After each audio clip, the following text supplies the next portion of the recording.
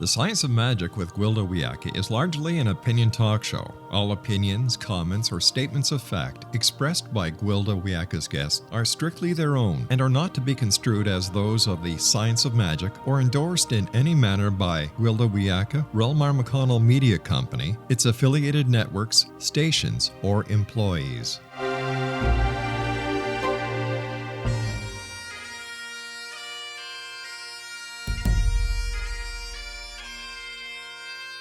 Welcome to the Science of Magic with Gwilda Wiyaka, a program dedicated to uncovering the unified nature of reality and humanity's ever-evolving place as truly galactic beings. For more information on the Science of Magic with Gwilda Wiyaka, visit us online at www.thescienceofmagic.net.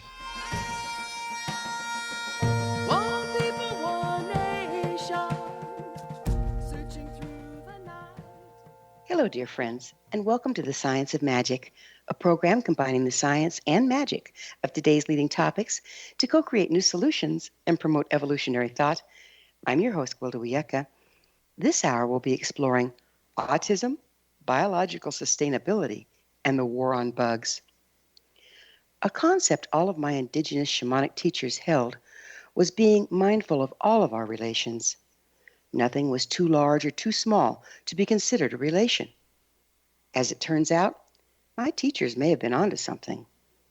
The relationship between germs and disease was explored by Louis Pasteur between 1860 and 1864. From that time forward, germs were deemed the enemy, and the war on bugs began. Given the human body hosts trillions of not only friendly, but necessary microorganisms, outnumbering human cells 10 to 1, in effect, we're waging war on our own community, on our relations. The very organisms that are recognized as instrumental in maintaining health and balance have become collateral damage of this war. Are we now reaping the rewards of our folly? Is the hidden result of nearly destroying all our biological community coming to the fore? With us this hour to delve into the scientific aspect of this most important issue is Dr. Derrick MacFabe, the Assistant Professor and Director of Kilee Patchell-Evans Autism Research Group, Department of Psychology, Neuroscience, and Psychiatry, Division of Developmental Disabilities, at the Schulich School of Medicine and Dentistry, Western University, London, Ontario, Canada. He's a core member of the iTARGET Autism Initiative, University of British Columbia, Vancouver. Dr. MacFabe is currently a visiting professor for the Center of Healthy Living and Food Innovation Faculty of Medicine, Maastricht University, Netherlands. His research examines the role of gut microbiome interactions on the identification and possible treatments of autism spectrum disorders. His website, kpearg.com. Dr. MacFabe, thanks so much for joining us on the Science of Magic. It's a great pleasure to speak with you today. Yeah, this is really interesting. It's like the ancient thought that it was a question of balance. Health was a question of balance rather than fighting disease. It's kind of coming back, isn't it? Yeah, I think it's interesting. And I think, again, we're going to talk about the microbiome as a whole collective of cooperation rather than I win, you lose. So it's very interesting that multiple cultures around the world no one's right or wrong. They're looking at the blind man and the elephant of different aspects of what it means to be healthy and sick. And Western medicine, and give it credit, we made tremendous contributions, and also the scientific methods started by Greeks, but developed more today that we can kind of sort of try to take a step back, has been very useful. But at the same time, we've learned about Descartes like we're a machine, but we're not a machine floating around, in space on our own. We're connected to other people, we're connected to the environment, and I guess what we're going to talk about today, we're not alone, and we're connected to all these little microbes that live in our gut that outnumber us 10 to 1, and they have a very underappreciated role, and we used to think of them mostly as causing disease, but actually probably more preventing it. So it's a fascinating view about trying to look at things in another way in different cultures. But, to be clear, give the scientific method and trying to understand real mechanisms for this credit. And there's some real mechanisms on how, we've been linked between our gut and our food. A lot of cultures have said that, let medicine be thy food was Hippocrates, and all disease begins in the gut were the ancient Muslim teachers. And I even mentioned before, people in Christianity talked about people tormented by demons, and someone saying, there are many of us living inside this man. So again, I'm going to talk mostly on the science, but people did look at relations between people's behavior and how well they felt, how they felt emotions, of all things in the most unexpected place, in your digestive tract. It is amazing. Now, let's back up a little bit. You're the director of Kilee Patchell-Evans Autism Research Group. What is that? Well, what we started, it was back in 2003. My background's neurology and basic science, and what we tried to do was set up a consortium to rationally examine some of these stories that, again, medicine starts with, hey, the patient or the patient's family tells a story about this peculiar incidence between digestive system problems and autism and autistic behavior, and even in some cases we'll talk about later regression where the kids start out normal and lose their milestones. And what we wanted to do, the microbiome was in its infancy at that point. But there were a lot of stories about these children having the effects, but people either dismissing it as imagination or, you thought that was happening, and there were a lot of other things happening. But actually trying to set up a research consortium to very rationally look at, how can food and guts and gut bugs and a lot of other things contribute to some of these stories of these children craving these foods and having these gut problems and their behaviors getting worse, sometimes improving somewhat when the diet was changed. Again, to be clear, this isn't advocating therapies, just a story of this is not a disease that is sort of static.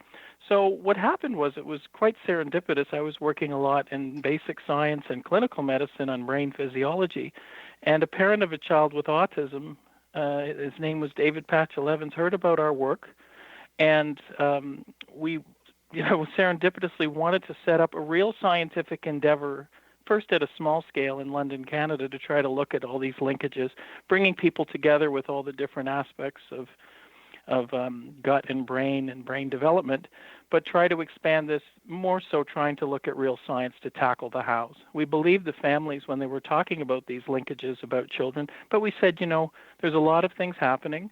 It's one thing to say something happened, it's another thing to figure out what. And that's let's narrow it down a little. Yeah. Yes. Yeah. So I understand we think of ourselves as a single organism, but we're actually a symbiotic community. Would you speak to this?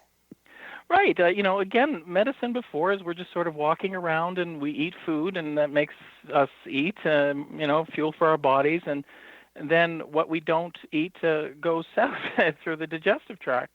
And we knew a little bit about gut bacteria causing certain diseases, gastroenterology, some severe infectious diseases, but we didn't really give any thought about this. So the understanding now is, we are not alone. As I mentioned, we didn't have the techniques before, but now we do. We have 10 times more bacteria on our bodies, mostly in our digestive tract, but everywhere else, skin, and they outnumber us 10 to 1. And their communities almost likened to, believe it or not, like a rainforest, everything interacting. It's a very complex network. And they produce compounds that affect us. And they affect a lot of our brain development, our immunity, right through life, right in pregnancy, early childhood. But the big deal seems pre- and postnatally life. And these compounds that they produce are tinkering around with us. And what's very interesting, life seemed to have started in the dark recesses deep in the ocean with no oxygen, not unlike our guts.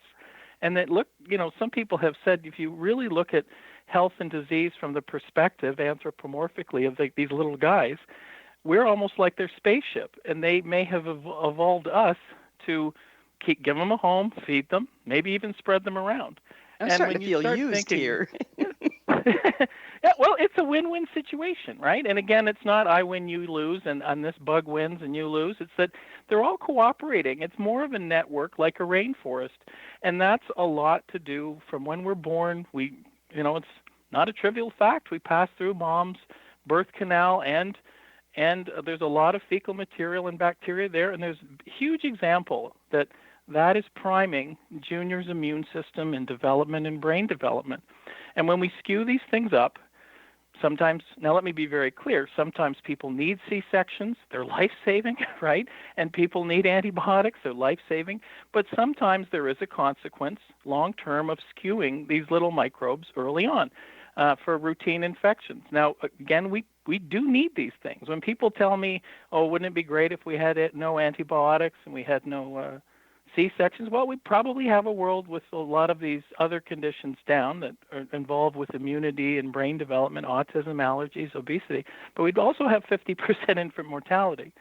But the key thing is these bugs play a tremendous role throughout our life in our general health, and there are things that happen inadvertently, partly from modern societies, which have a lot of benefits, let's be very clear about that skew these microbes to leading to a lot of conditions of altered immunity and metabolism and brain development, including all the things we're seeing in the world now, increases in autism, allergies, behavior problems, and right through life as we study this more, allergies, inflammatory diseases, depression, even Alzheimer's disease. So it's a fascinating field. And we're going to have to pick it up on this fascinating field on the other side of a commercial break. Dr. MacFabe and I will return shortly, so don't you dare go away, because this is really interesting and life-altering stuff. Remember, you can always listen to past episodes free of charge on our website, thescienceofmagic.net. This is The Science of Magic with yours truly, Gwilda Wiyaka, on the X-Zone Broadcast Network, www.xzbn.net.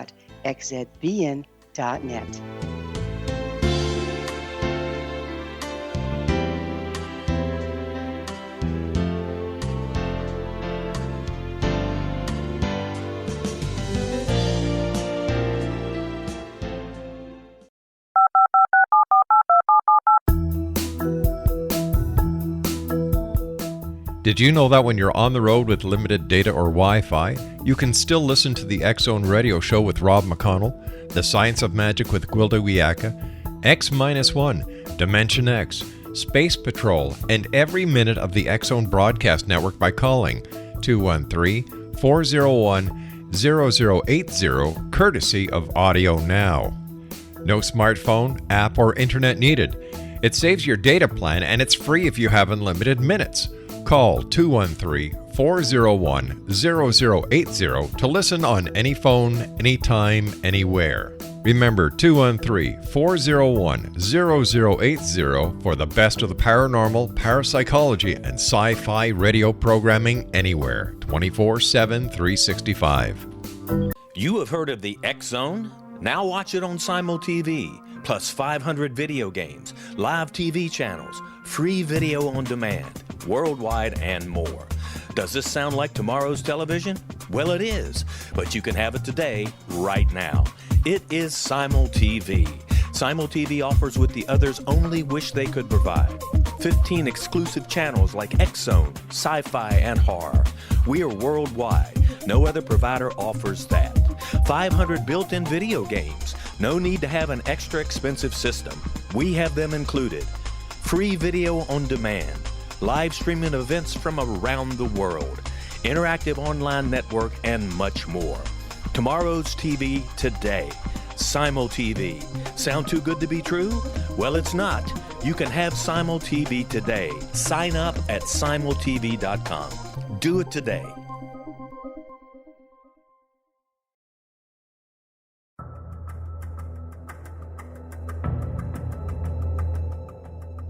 Modern Esoteric, Beyond Our Senses by Brad Olson, consummates the lifeology story about where humanity originates.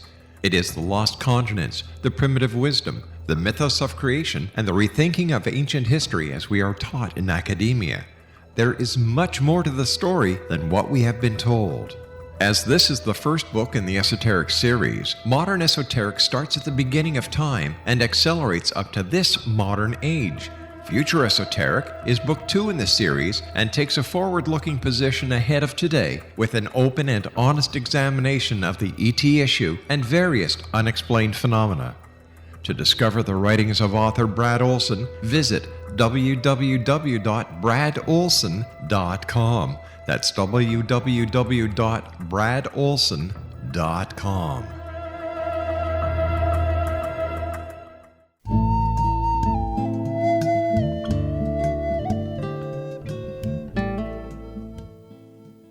Welcome back. This is the Science of Magic, dedicated to unification and evolution of consciousness.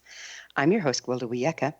Our guest this hour is Dr. Derrick MacFabe, the Assistant Professor and Director of the Kilee Patchell-Evans Autism Research Group. Among his research is gut microbiome-brain interactions. His website, kpearg.com. Dr. MacFabe, my original Lakota teacher elder, he taught that rather than an invasion of foreign bugs, illness was a result of imbalance of the tribe or community, be it physical, emotional, mental, or spiritual. From your studies, was he totally off base, or is there something to that? No, again, I think people all around the world since the beginning of time were good observers about relations between things going right and not going right. They may not have been experts in microbiome or microbiology, but that's not particularly relevant a few thousand years ago. But they did. It's very interesting that different cultures had this, again, a conceptual idea of balance, things out of balance, as opposed to something, a disease being something causing something. And let's be very clear, there are diseases that do that. But there are also these illnesses that we didn't know about as much, we're not as good at in Western medicine, these chronic inflammatory conditions where everything seems to be falling apart, we don't feel great, we have depression, we have aches and pains and inflammation and stuff, and we do end up being predisposed to some of those disorders, stroke, heart attack, certain cancers, not all of them, certain types, it's not a one-size-fits-all, but that in Eastern cultures too, it had an idea of balance.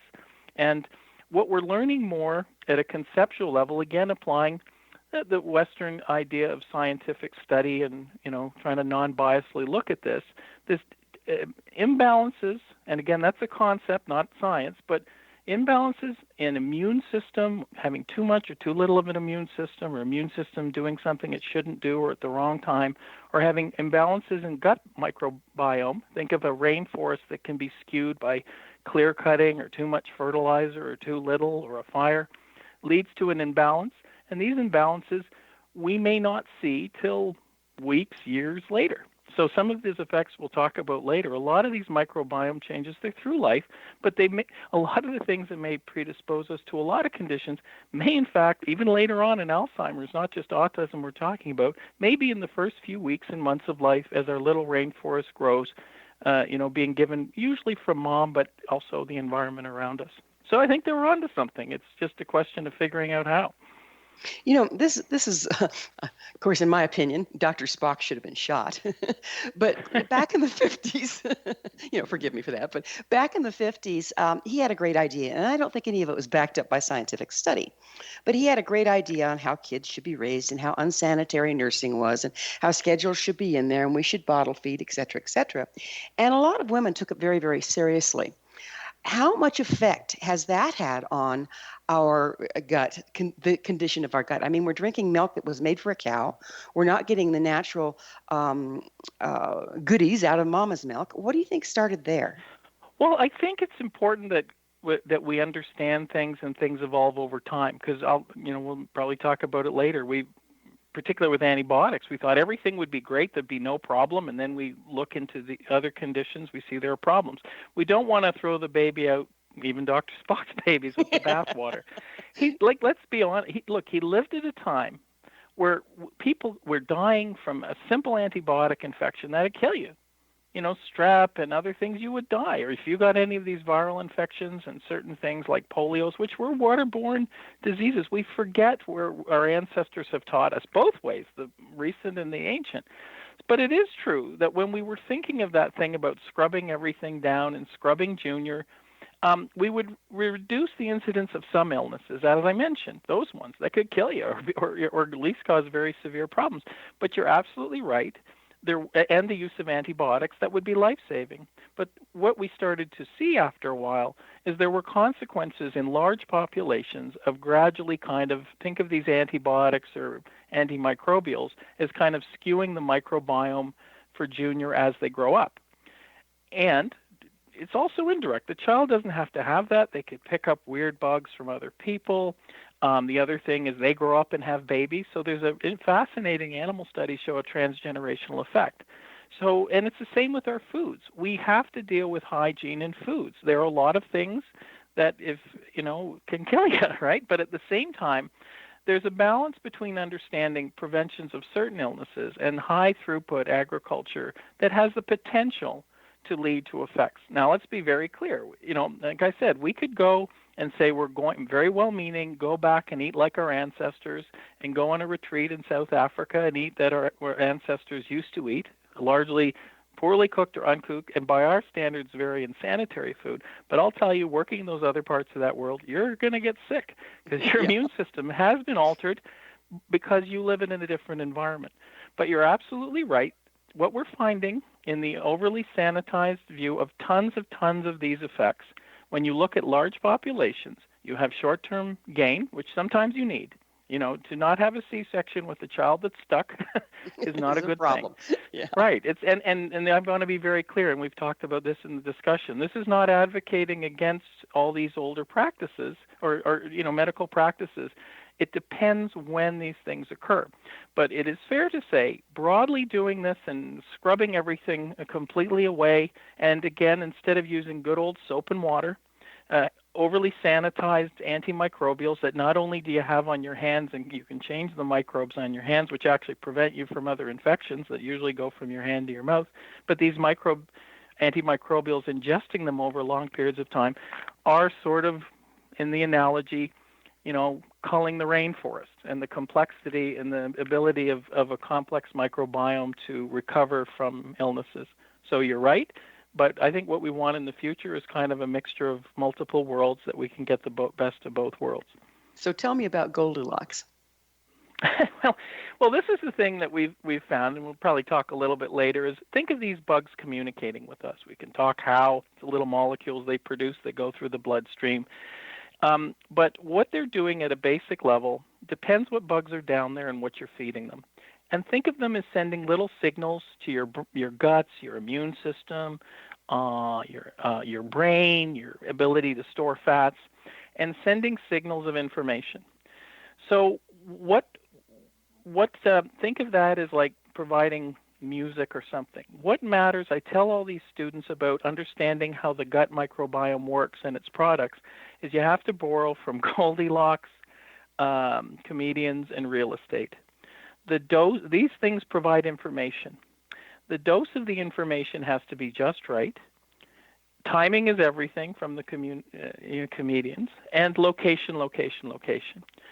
So what we're finding is, think of these bugs producing something like brain growth and development, but if it's happening at the wrong time, it can screw things up.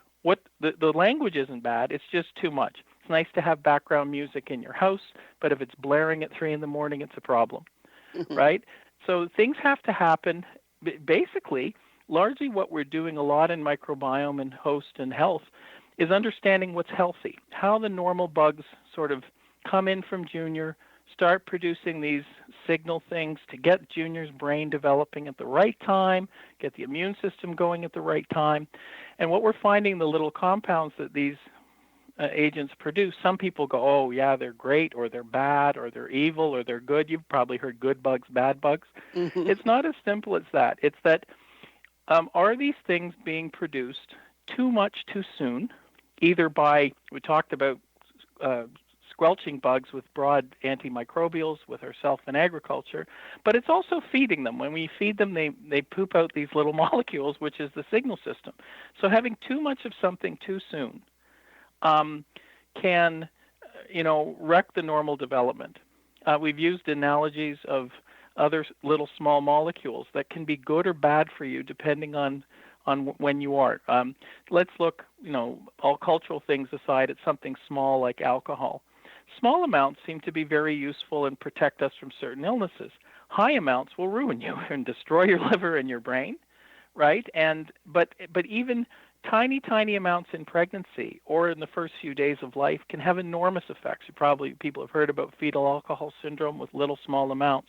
So you have a compound that can be sort of good sometimes, bad sometimes, in low or moderate doses be healthy for you, in high doses help maybe one system and make another worse, and then even predispose you to, certain cancers or illnesses later in life. So this is the more responsible way of understanding these little bugs. They're in our guts. They're like a spaceship. They want to keep us around. They want us to be able to find their food and eat and maybe spread them around. But what happens in these illness conditions is, again, it's the balance. You're getting too much or too little of something at the wrong time. So you hit the nail on the head in terms of the media often touts these things as being, bacteria, we're all going to die from them.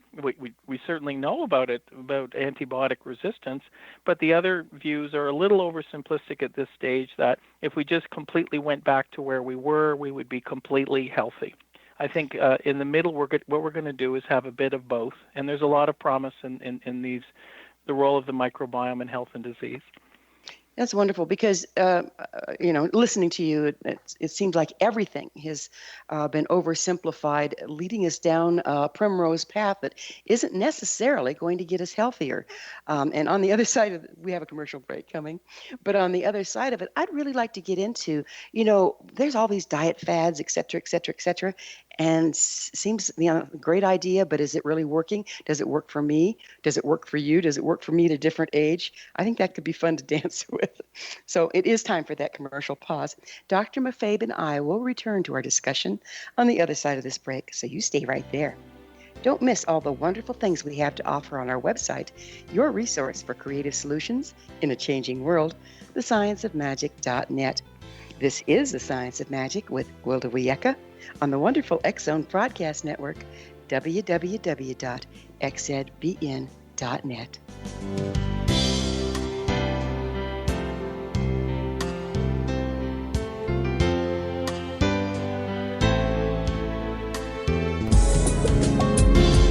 From our broadcast studios in Hamilton, Ontario, Canada, to the world and beyond, you're watching the X-Zone Broadcast Network, www.xzbn.net.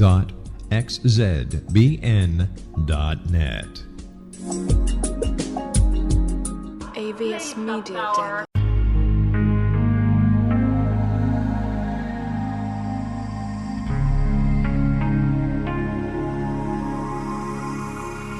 The scientist and the mystic have been on an age-old, relentless search with one thing in common. They seek truth. Their paths converge in the 40,000-year-old practice of shamanism, an ancient science delving to the quantum level of life, facilitating healing, manifestation, and evolution. I'm Gwilda Wiyaka, the founder and director of Path Home Shamanic Arts School, a unique Colorado State certified occupational school training shamanic practitioners and teachers. We also provide classes for empowering personal lives through shamanism. Our certification classes are in week-long segments enabling international participation, and online classes and long-distance shamanic healing sessions are available. Come discover the science of magic in the limitless world of shamanism. www.findyourpathhome.com.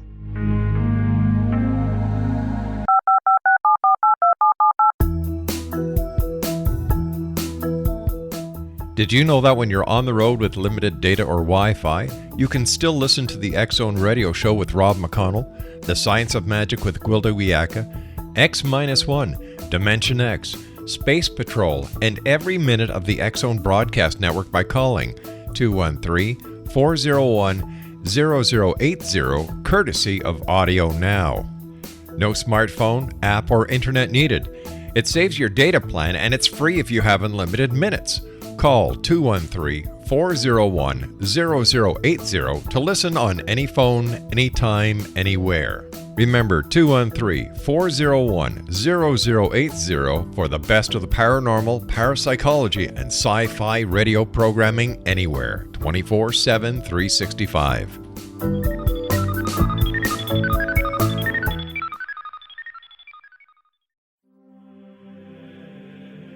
Rob McConnell here, presenting an overview for Nicholas Paul Jennings, author of a fascinating book, Amen. It presents facts revealed by Egyptologists, facts that enable us to understand why Amen is the beginning of creation of God. It provides recommendations for religious leaders of the major religions to unify their beliefs and teach the Word of God. Love one another. Amen informs people how mankind conceived God. It was the Egyptians that developed the concepts of a soul, a hereafter, and Son of God. And finally, after the worship of many gods, they conceived the belief in one universal God, the maker of all there is. For more information, visit www.futureofgodamen.com. That's www.futureofgodamen.com. futureofgodamen.com.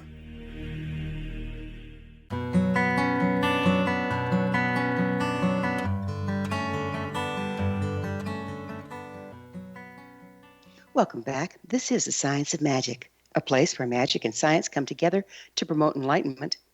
If you enjoy all the wonderful topics on our program, visit my blog where the adventure continues at our website, thescienceofmagic.net. I am your host, Gwilda Wiyaka, and we're speaking with Dr. Derrick MacFabe, the Assistant Professor and Director of the Kilee Patchell-Evans Autism Research Group. His website, kpearg.com. That's a great website. You want to take a look at that if you have any interest in this topic, and who can't, because our lives depend on it.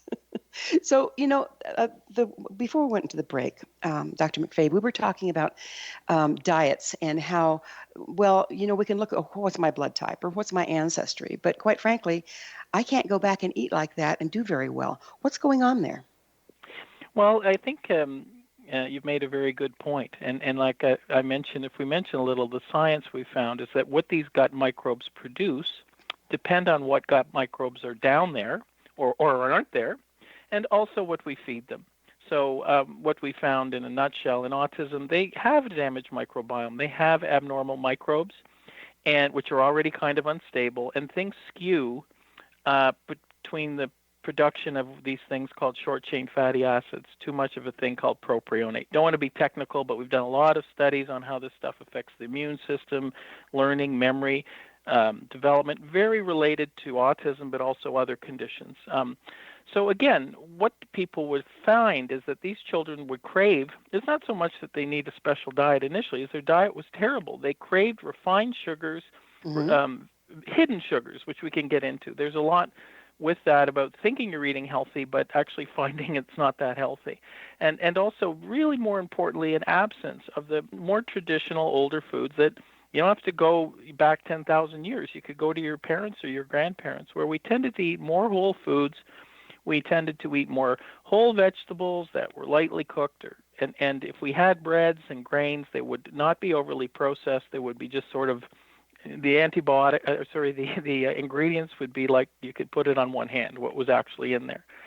And a lot of the cases of these children craving these foods were skewing the microbes to make these things that caused aggression, obsessional behavior, antisocial, and all the biochemical changes of autism, and actually relating to things like depression.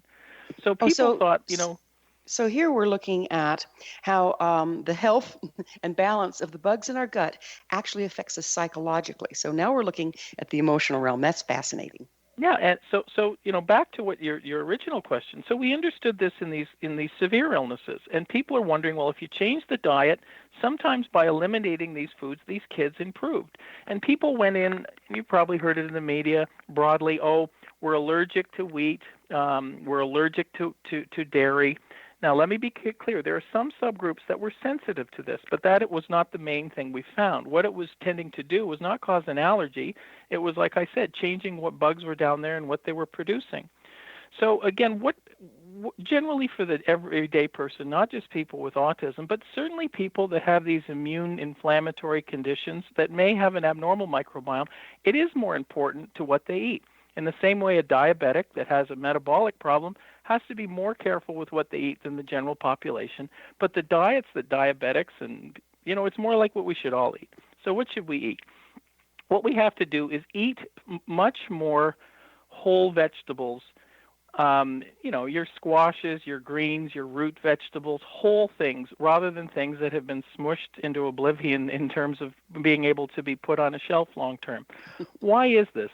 These compounds, believe it or not, seem to feed the bugs and have them produce these fatty acids called butyrate that seem to be good for us. They're anti-inflammatory, they improve learning and memory, and they seem, in our studies, even improve energy metabolism. So more vegetables. The other thing are less, it's not a question of completely not having any wheat or dairy.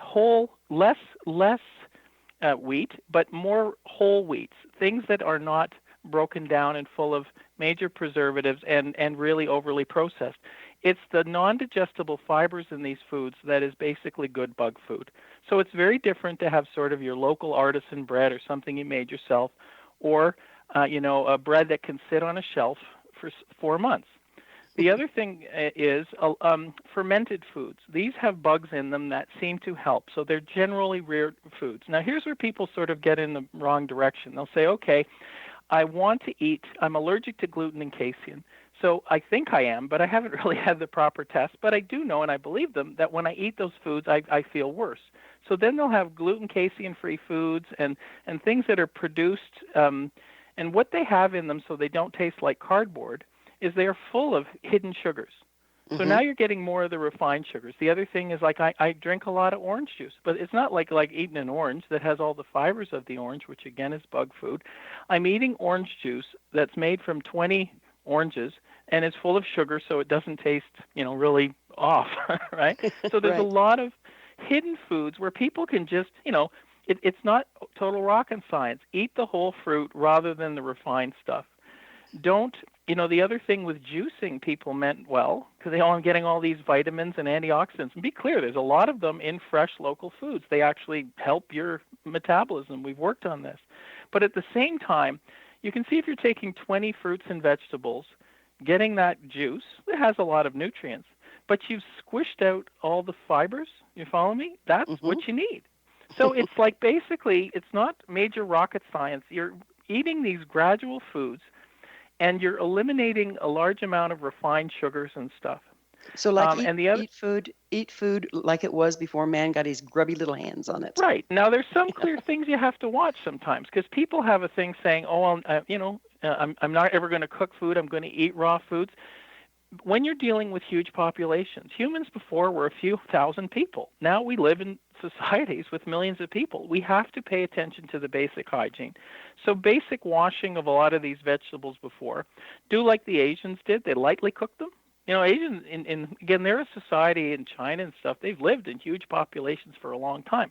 So they tended to eat, almost all their vegetables were cooked, but they were kind of flash cooked, so most of the bacteria, the bad stuff that's going to make you sick is mostly because another guy handled it with his bugs getting onto you rather than anything particular on the food. But a lot of people, they have major eliminations of wheat and dairy, and they think that I'm allergic to milk, but yet they can eat yogurt. You see, that's not the same. It's more of eating high amounts of regular milk. Now, other people say, I'm just going to eat raw organic milk. Now, that can be potentially dangerous in environments where we are, right, where you don't have, a couple of cows that are on the top of a hill, right, and that would probably be safer. So the moderate view of more vegetables, eat more vegetables, lots of it, lots of them, mostly fresh. Get your starches that are more complex, from whole potatoes to, rather than fries and stuff, boiled, baked, some breads, but less. The biggest thing is, in layman's terms, I think we're feeding these bugs too much too soon. This gets, as the point you mentioned before with breastfeeding, the milk that comes from breast milk from humans, people wondered why it had all these sugars that we couldn't digest. Guess what it was for? It was food for the first bugs in your gut. So some of the formulas, not all of them, may not be as good as normal breast milk. But having said that, we do need certain formulas. There's a lot of potentials in early formulas that are starting to look at adding these sugars.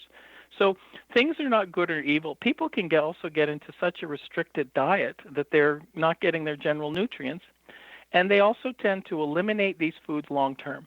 So, people that have IBS, right? There's some linkages similar to what we're doing, and they have anxiety, depression. They're pretty smart, but they have bad guts, and they're not imagining it.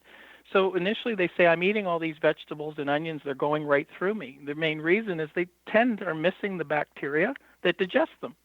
So gradual reintroductions of these foods very slowly is the best thing in any diet. When people are changing, the biggest thing people do, I'm sure they go on these crash diets, they change very rapidly. What do you think that does to the microbiome? It bites back, literally. So you want to do a gradual, there's people that do economic work that show that, using microbiome modeling, so if you're coming in too quickly with offending agents, the microbiome says, get out of here. But if you gradually, slowly introduce a diversified, broad diet, it's beneficial. Another thing So I might make does, it, you know, I'm sorry, what does this have to do with acquired food allergies? How are microbiome related to acquired food allergies? And that's 1 yeah, and minute again, for that one. yeah, this is a very good question because they're not really true allergies. They're sensitivities. There's some who are, but what is tending to happen is people are becoming more sensitized. Their microbiome has changed, and they're not able to digest those foods. Believe it or not, gradually reintroducing them may be useful. A true allergy is done by an allergist rather than people thinking that they can actually change their diet and they improve by removing the food. But the reality is it's more complex than that. Also, Well, you're at a also broad level, creating a problem, aren't you? If you remove the food, then you're not feeding the microbiome that are needed to digest it. you're absolutely right. It has to be done with a physician or nutritionist's effects rather than these vast changes. Another thing, if people are completely vegan, there's certain cultures that were able to do it a long time, like in India. They still got some amounts of proteins from yogurt, which has bacteria in it, and some minor amounts of fish and eggs. So their microbiome is very different than people who are completely vegan in North America. Not saying you can't do it, but you have to address some of these issues. We'll have to take on these issues on another side of a commercial break. Dr. MacFabe and I will be back shortly, so don't you dare go away. Visit our blog to ask questions and share your thoughts as we continue co-creating new solutions in a changing world at our website, thescienceofmagic.net. While you're there, join our email family to be the first to receive our topic-driven episode collections. We are your resource to altruistic professionals of science and the esoteric, working to create common ground for the betterment of our world. This is The Science of Magic with Wilda Wiecka on the X Zone Broadcast Network, www.xzbn.net.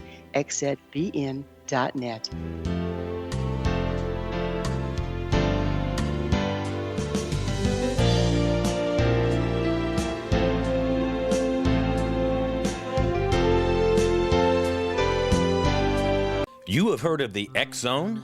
Now watch it on Simul TV, plus 500 video games, live TV channels, free video on demand, worldwide, and more. Does this sound like tomorrow's television?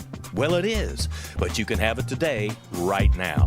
It is Simul TV. Simul TV offers what the others only wish they could provide. 15 exclusive channels like X Zone, sci-fi, and horror. We are worldwide. No other provider offers that. 500 built-in video games. No need to have an extra expensive system. We have them included. Free video on demand. Live streaming events from around the world. Interactive online network, and much more. Tomorrow's TV today. Simul TV. Sound too good to be true? Well, it's not. You can have Simul TV today. Sign up at simultv.com. Do it today. The new nonfiction book, Razor of Madness, is similar to cult movies like Clockwork Orange, Dragon's Tattoo, or The Other Side of Hell. Wayne Morin Jr. and Thomas Lee Howell expose widespread and systematic deficiencies in this thought-provoking tell-all novel. Mind control rages among scholars in law schools. Human rights are ignored while thought reform and mental manipulation are accepted practices used as behavior modification. Dr. Louis Jolyon West comes to mind. Media and public scrutiny shows that United States mental hospitals are in fact destructive murder industries. Razor of Madness expose novel details this epidemic through an in-depth professional and personal investigation. For decades, there has been a revolving door policy that still releases killers and pedophiles back into society. The maestro of mind control continues to haunt America to this very day. Razor of Madness is available in paperback or as a downloadable ebook at Amazon.com. I'm William S. Peckham. If you enjoy a good mystery with a touch of the paranormal, then you'll love my novel, From Out of the Woodwork. It's the story of a young Toronto contractor, Sean Kennedy, who buys derelict homes, guts them, and turns them into multifamily dwellings. Slums just waiting to happen. When Sean buys 29 Livery Lane, the house fights back. Former owners unexpectedly come out of the woodwork as he starts the destruction. The apparitions come to him when he touches old books, reads hidden letters, rummages through old boxes, finds a locket, or reads a discovered manuscript of a murder mystery. From Out of the Woodwork will take you from 1899 to the horror of the World Trade Center, September 11, 2001. Check out From Out of the Woodwork on my website, www.williamspeckham.com.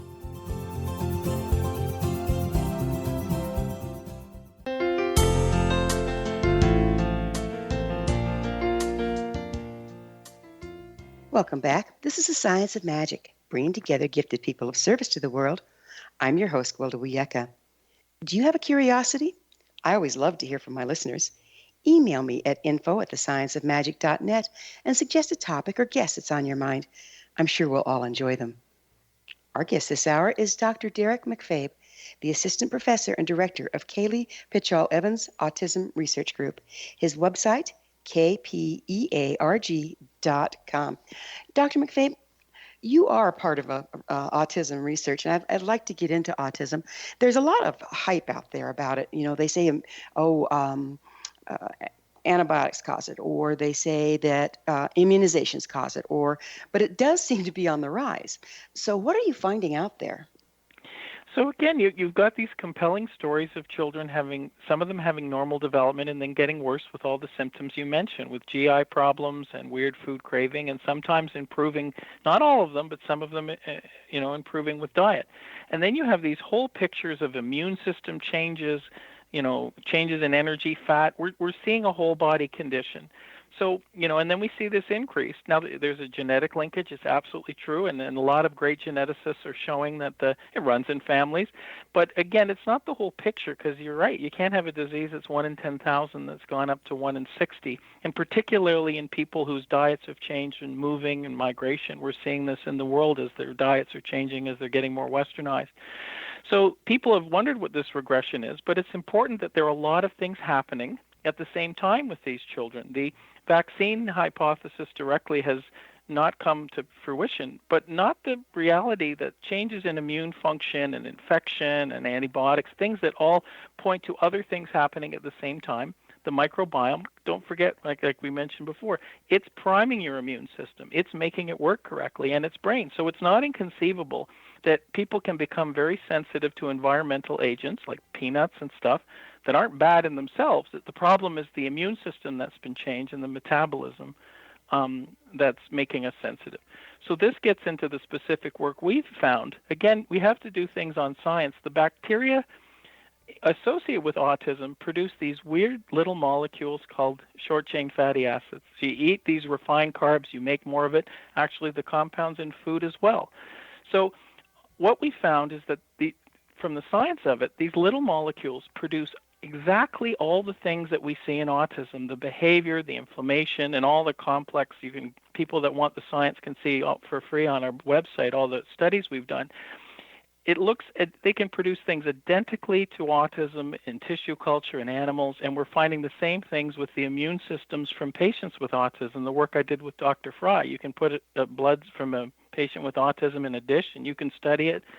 And so it's all pointing to the gut microbes being the prime director through these fatty acids, skewing your immune system, your brain development, your energy, which is very exciting because, again, don't forget when we're giving medications and antibiotics or even vaccinations, we're trying to prevent illnesses that are happening, you know what I mean, at the same time. Don't be surprised when there's a car accident that you see a lot of police officers around and you see a lot of ambulances around. Right? Didn't necessarily cause them. They're happening at the same time. So the biggest thing that's encouraging is the stuff that we're doing and with other groups is pointing to understanding the how. A gut microbe can make something strange by something we eat or by being skewed in its environment. The bug isn't bad, the environment becomes bad. And that is leading an orchestration that's causing brain and behavior changes. And and even turning on and off the genes that have been associated with autism. These bugs produce these fatty acids like a switch to turn a light bulb on and off, if you will, in terms of brain development. So this points in a direction of incredible abilities to look at the prevention of the illness. Who's at risk? Is a kid have a C-section, has antibiotics when they're early, they're off to a rough start? Those guys we may have to pay attention more to than the people that are doing okay. So then we have ways to prevent the condition. We have ways to promote healthy food. And when possible, we have an even more strong reason to eat right and have normal birth practices, because it's not just Junior being okay then, it's, the whole life of the health of the person. So now you're getting into conditions, specific foods, compounds that improve our ability to handle these little fatty acids. Think of it like when we give insulin to patients with diabetes. We want them to eat well, we look after their health, but we have to improve their metabolism. So this is a completely different direction, and a very encouraging direction on the prevention of autism, but also helping these folks that are here, not just when they're kids, when they grow up. And they are growing up. The cost of looking after these children through life is now about $5 million US per person. And our society has to look after them. And then there are other conditions that are associated, antisocial behavior, different things, learning disabilities. I think the bugs are, giving a message to us at one level and saying, hey, guys, wake up. Something's going on in the environment, and we have to look at it. This addresses medicine, early childhood, and shows that we can do a tremendous amount with simple birth practices, breastfeeding, but also makes us sort of know that our food systems need tweaking. We cannot have a complete overhaul, but there's a tremendous potential for general health in the role of nutrition. It seems like we're kind of in a really difficult place right now. One thing that I have learned is it's not as easy to recolonate as it is to murder. So in other words, we've done genocide on our bugs, but it's not as easy to reestablish them. Plus, our food, and like you say, we've migrated, we're blending cultures, we're blending diets. We've got a lot of artificial food out there that's kind of empty harvest, if you will. How are we going to turn this around? Well, I'm encouraged by the complexity of creation and the biology there, that this stuff has been self-sustaining a heck of a lot longer than us. And it's like things we find in nature. You can have a trout stream that doesn't work or a wilderness that doesn't work, and we think it's decimated. But when you sometimes leave it the heck alone, it has this capacity to recover. I do think, and humans are funny people. We don't do anything till the night before the exam, and sometimes we pass it. But I think what we're finding now is this is not trivial, the role of these microbes in general health and disease. I think what's the best thing to do is just like what you're doing, having an interest in the general population, understanding what this means and what it doesn't mean. Because the most amazing thing back to antibiotics is when Fleming got his award, he says, I envisage a time when we use too much of this, the first antibiotic, penicillin, and it's going to spread and people are going to come resistant. People didn't listen to him then, said that was perfect and there were no problems. And let's face it, a lot of people's lives were saved by them, but now they're not working. So now we have to go back to the same phase of the microbiome diet, probiotics, restoring the microbiome. But we also don't want to say, hey, everything's perfect, or, it's going to fix everything. That's what we're finding. There are long-term effects. The biggest thing, like whether it's science or biology or culture or history, is understanding things and people talking with each other and sharing their background and being able to ascertain the long-term effects of illness. Medicine was very good. It was based on, I hate saying it, war. You could kill something or treat it, and you would see an effect earlier, and it was quite dramatic when we understood basic surgery. But now we're left with these chronic illnesses. We want to have a mixture of both. And I really think there are ways to do with this. I'm encouraged because I don't think we're like people were bad or there was conspiracy theories. We didn't know this. We have the scientific expertise of doing this now. We can follow long populations when they had antibiotics or didn't and how they end up with their health. So it is very encouraging. But I think you have to empower them with understanding this and sticking to a lot of the peer-reviewed research and the general explanations. Our website has we're not for profit. It's all free and open access. And when people start understanding this, they can also make some very small, seemingly innocuous changes to their diet. And they'll say, hey, it isn't just because my suit or my dress will fit better. I'm changing my bugs for my general health. Or maybe if I'm going to be pregnant or planning to become pregnant, I'm going to help Junior coming into the next world. And there's a lot of evidence that is an enormous effect. Most of our work in medicine that we've done really well has been food, hygiene, birth practices, right? Mm-hmm. And if we can insert this knowledge generally into people, that can have a tremendous amount for the health of them, their children, but everybody else, right? And also the understanding that this is something in evolution, it's very encouraging. But if we jumpstart and think, not probiotics, putting good bugs in, there's a tremendous potential, but there are good studies and bad studies. And there's industrial interest in this, but one has to go back to where these things are useful. It's one thing to take them when we're after antibiotics, and another thing to take them, through your whole life. I'm not saying that's wrong. It just has to be developed from studying. But I really think we can help a lot of people with this. We have about 1 minute left. As a takeaway, what advice do you have for our listeners as the single most important thing they can do about gut issues? Respect your little rainforest in your gut. Feed it nicely. Avoid these huge swings. Eat a food that's similar to our, just simple foods. The less you do to it, the better. Light cooking. Sounds crazy. Simple hand washing when you get the kids home. Get them out good and dirty, playing in the woods where they'll get good bugs, like we used to do, like your grandma telling you to go outside and have fun. These things also play a tremendous role. Avoiding foods with millions of additives and preservatives. Cook them on your own,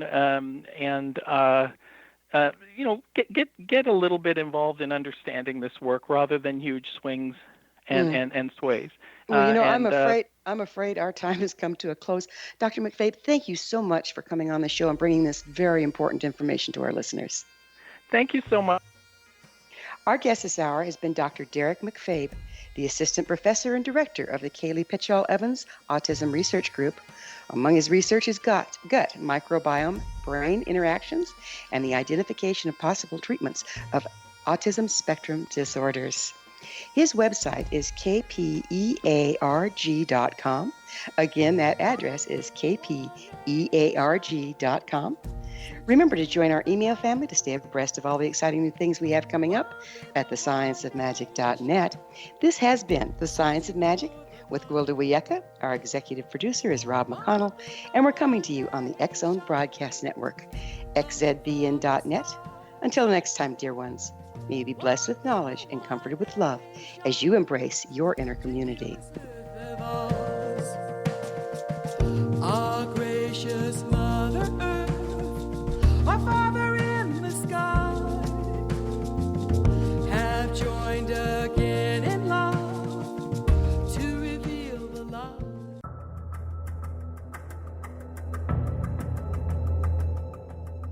Modern Esoteric, Beyond Our Senses by Brad Olson, consummates the lifeology story about where humanity originates. It is the lost continents, the primitive wisdom, the mythos of creation, and the rethinking of ancient history as we are taught in academia. There is much more to the story than what we have been told. As this is the first book in the Esoteric series, Modern Esoteric starts at the beginning of time and accelerates up to this modern age. Future Esoteric is book 2 in the series and takes a forward-looking position ahead of today with an open and honest examination of the ET issue and various unexplained phenomena. To discover the writings of author Brad Olson, visit www.bradolson.com. That's www.bradolson.com.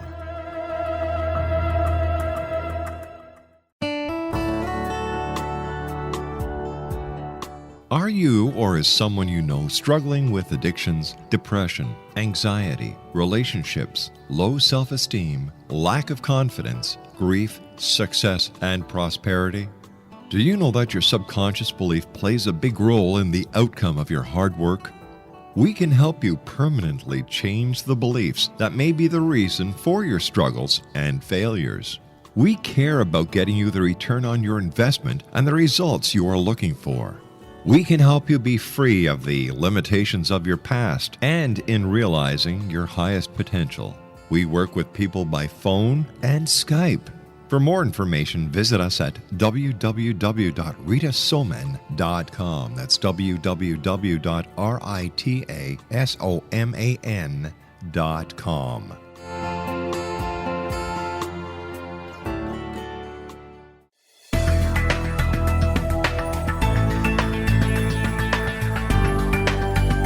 Do you think you have energy problems in your home? Do you feel better when you're away than when you're home? Joey Korn is a global leader in the world of dowsing who specializes in personal energy clearing and space clearing. He can help you create an ideal energy environment in your home no matter where you live in the world. Learn about his remote spiritual house cleaning services and much more at www.dowsers.com. You can get Joey's book, Dowsing, A Path to Enlightenment, as well as other dowsing books and tools, Kabbalah books, and Walter Russell books. Joey's work is really amazing. Go to dowsers.com right now. That's DOWSERS.com, or call 1-877-DOWSING. That's 1-877-369-7464.